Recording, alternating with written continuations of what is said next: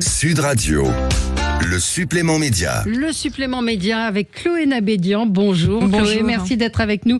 Météorologue, je disais femme engagée puisque vous avez eu envie de nous faire partager aujourd'hui cet engagement en tant que journaliste mais aussi en tant qu'individu, vous nous faire partager cet engagement pour de la lutte contre le dérèglement climatique, puis de faire le constat, d'expliquer aux gens en fait ce qui se passe. Je ne sais pas si vous avez vu ce matin à Cannes, vous avez vu les images avec le maire de Cannes qui dit on n'a eu aucune alerte, on comprend pas ce qui s'est passé, on ne nous a rien dit. Donc vous avez été longtemps Madame Météo. Et depuis, vous continuez à travailler sur le climat. On va vous retrouver ce soir sur France 5 dans une nouvelle émission Zone d'impact, la Méditerranée au cœur du dérèglement climatique. On part de la vallée de la Vésubie, frappée de plein fouet par la tempête Alex en seulement 24 heures. Et puis après, on comprend plus rien, on ne sait pas ce qui se passe. Le climat est déréglé, il y a les climato-sceptiques. Vous avez voulu mettre un petit peu les choses au clair dans cette émission. Oui, l'idée c'était vraiment de faire la différence entre météo et climat, parce que beaucoup de personnes encore aujourd'hui confondent les deux. Et aujourd'hui, deux événements qui n'ont rien à voir en apparence, effectivement, entre les inondations et les incendies, ont en fait un lien commun. Et c'est une machine climatique qui est bien plus complexe. On a voulu prendre le temps de raconter ça et de se rendre compte que tout est connecté et lié. Et c'est vrai que le documentaire est très fort, très puissant, parce qu'il est raconté de l'intérieur par ceux qui l'ont vécu. Vous avez des experts qui sont là, incontestables, et puis vous avez des témoignages extrêmement forts aussi des personnes, de gens qui habitaient ces régions et qui ont été complètement pris au dépourvu par ces terribles intempéries.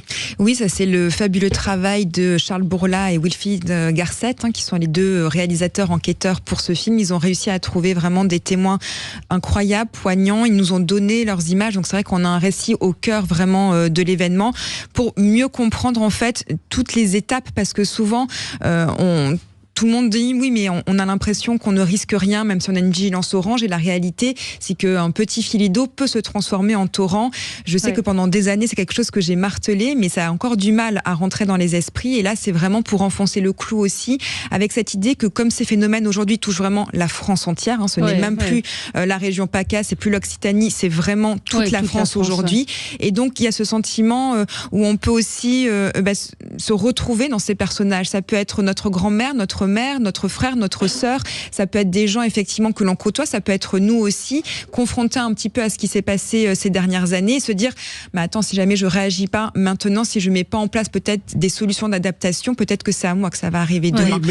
Mais d'un autre côté, on voit évidemment tout ce qui s'est passé dans ce village. Mais est-ce bien raisonnable de construire des maisons au bord de l'eau, sur des rochers Alors évidemment, elle a tenu pendant des années, et c'est le dérèglement climatique qui fait que d'un seul coup, ça devient danger.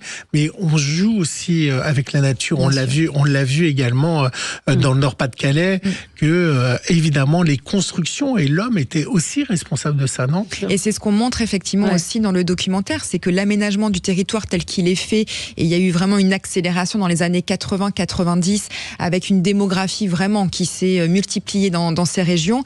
Là, il y a eu un souci au niveau des constructions, un aménagement du territoire qui n'aurait jamais dû exister tel qu'il est là aujourd'hui.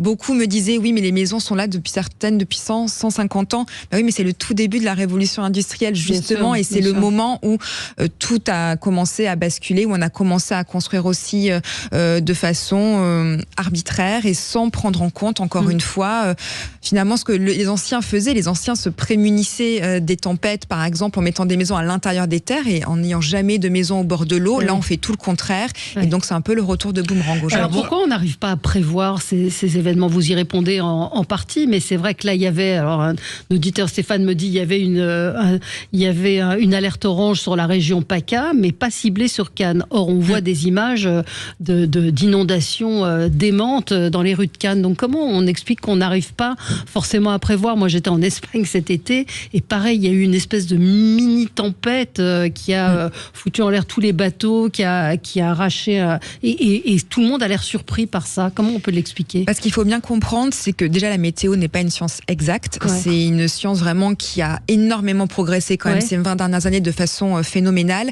Mais il y a des phénomènes qui sont extrêmement localisés et donc qui sont très difficiles à prévoir. Et c'est le cas des orages. Aujourd'hui, on n'est pas en mesure de pouvoir dire à la minute près, au mètre près, où va se dérouler un orage. C'est absolument impossible.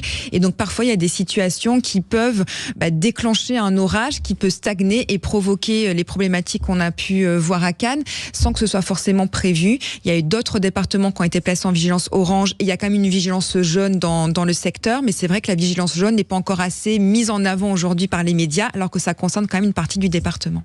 Alors, on voit très bien et on comprend très bien que la météo est régulée par un courant qui s'appelle le Gulf Stream. À un moment, il va se séparer en deux, alors que ça, c'est jamais arrivé. Qu'est-ce que vous dites aux gens par rapport au rapport du GIEC qui disent mais oh là, des incendies, on en a connu, des inondations, on en a connu. Ils sont capables de vous ressortir des dates. En 1950, il y a eu un grand incendie. En 1960, c'est des fausses dates que je vous donne. Il y a eu des inondations. Qu'est-ce que vous dites à ces gens en disant, qui vous disent le dérèglement climatique, tout ça, on n'y croit pas? Alors en fait, on parle vraiment du courant jet ou du jet stream, effectivement, en anglais dans ce documentaire, parce que c'est un grand régulateur du climat. Et ce qu'il faut comprendre, c'est que ces phénomènes météo que les gens racontent, expliquent, etc., c'est vrai, ça a toujours existé et ça existera toujours. Simplement, aujourd'hui, avec le changement climatique, c'est des phénomènes qui sont en train de s'accentuer, de s'aggraver et de devenir surtout beaucoup plus puissants. Aujourd'hui, lorsqu'on a un épisode méditerranéen ce que vous êtes en train de dire, c'est que le dérèglement climatique ne crée pas de nouveaux phénomènes, mais amplifie ces phénomènes, et phénomènes qu'on n'arrive plus, nous, humains, à gérer, qu'on arrivait avant à gérer. C'est ça, l'idée? Alors, c'est tout à fait l'idée, c'est-à-dire que le phénomène n'est pas créé, il a toujours existé, mais devient plus puissant. Aujourd'hui, on ne le gère pas, tout simplement parce qu'il y a eu aussi un mauvais aménagement du territoire sur beaucoup de régions en France, donc les conséquences sont immédiates. Il y a une façon aussi de construire les maisons qu'on devrait totalement revoir parce qu'elles ne sont pas adaptées à la météo et au climat d'aujourd'hui surtout. Et à un moment, l'adaptation aura ses limites si on n'atténue pas les émissions de gaz à effet de serre, parce qu'on peut imaginer une adaptation si on arrive à limiter à 2 degrés la hausse de la température mondiale. On ne pourra pas s'adapter à 4-5 degrés de plus. Et ça, il faut vraiment bien le comprendre. C'est 2 piliers qu'il faut faire absolument en parallèle. Il y a une chose, moi, qui m'interroge toujours quand je voyage, c'est de voir qu'on fait beaucoup d'efforts en France et qu'il y a beaucoup de pays qui ne font aucun effort, où le plastique est omniprésent, où on voit des mers totalement polluées, où on voit qu'il n'y a pas du tout les mêmes mesures qui sont prises sur la pollution si vous allez en Inde, si vous allez dans des pays comme ça. Donc on nous culpabilise, nous, mais il y a des pays qui ne font rien. Alors, en même temps, si jamais vous demandez à quelqu'un qui meurt de faim de s'occuper en priorité du plastique, je pense qu'on va vous raironner. Donc, c'est absolument important de bien différencier les choses. À un moment, ce sont les pays occidentaux qui ont créé ce qui est en train de se passer aujourd'hui. Tout le plastique a été créé par les gens riches et qui ont les moyens de pouvoir s'acheter tout ça. Et après, effectivement, ce sont dans les pays en voie de développement qui subissent aujourd'hui de plein fouet les conséquences de ce changement climatique, de cette pollution, par exemple.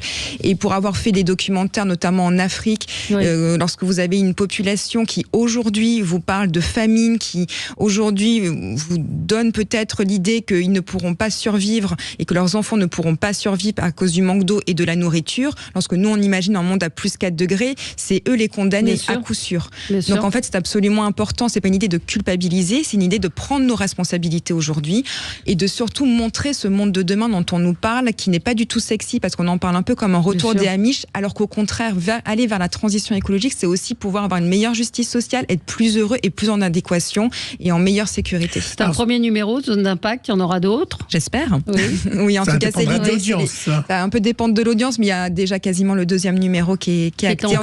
On travaille déjà sur les 10 prochains. Ce soir, on va également voir un autre phénomène que j'ai découvert qui est juste incroyable. Vous avez un feu, Valérie, et puis les pompiers sont là, et puis il y a d'un seul coup une boule de feu qui va survoler tout le dispositif des pompiers et qui va aller jusqu'à 2, 3, 4 kilomètres plus loin dans la forêt et qui va d'un seul coup embraser une autre partie. Et ça s'appelle les sauts de feu, c'est ça? Oui. Et ça n'existait pas avant le dérèglement climatique. Alors là, effectivement, ce que les pompiers sont en train de constater sur le terrain avec les incendies dans le massif des Morts, c'est que nous avons des méga feux maintenant qui commencent à se mettre en place avec un brasier en fait qui fait une saute de plusieurs kilomètres. Incroyable, et qui arrive à l'autre côté qui même dépasse tous les dispositifs qui sont prévus et qui du coup déclenchent un autre incendie ailleurs parce que justement tous les éléments sont réunis pour que l'incendie devienne extrêmement puissant. Et ça, c'est quelque chose effectivement qu'ils ne connaissaient pas avant et sur lequel ils sont en train de travailler aujourd'hui pour s'adapter à ça. Donc ce soir, 21h10, zone d'impact, la Méditerranée au cœur du dérèglement climatique. Merci d'avoir été avec nous, Chloé Nabédian. Et c'est déjà disponible sur France.tv parce qu'il y a de la concurrence ce soir. Absolument. Allez-moi France.tv, zone d'impact. En tout cas, bravo à vous et bravo pour cet engagement. Merci à vous. On se retrouve nous dans un instant pour les débats. À suivre sur Sud Radio, mettez-vous d'accord, Valérie Expert.